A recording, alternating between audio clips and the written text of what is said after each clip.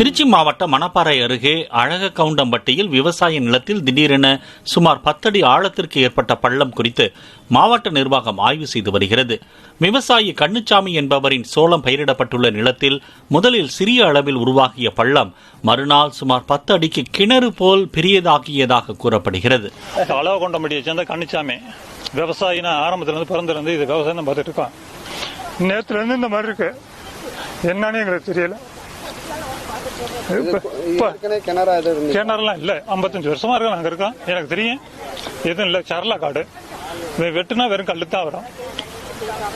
நேத்து எவ்வளவு குழியா இருந்துச்சு, இப்ப எப்படி இருக்கு? நேத்துக்கு இருந்தது சும்மா 2க்கு 2 இருந்துச்சு, இப்ப இன்னைக்கு வந்து அகலமா இருக்கு. இன்னைக்கு வந்து சுத்தம் 5 அடி கேப்ல இருக்கு. ஆழம் வந்து நேத்து இருந்ததை விட இன்னைக்கு வந்து நேத்துக்கு வந்து காலையில நான் பாக்குற போது 4 அடி இருந்துச்சு, இப்ப 8 அடிக்கு பக்கம் இருக்கு. ஆலயா காட்டன்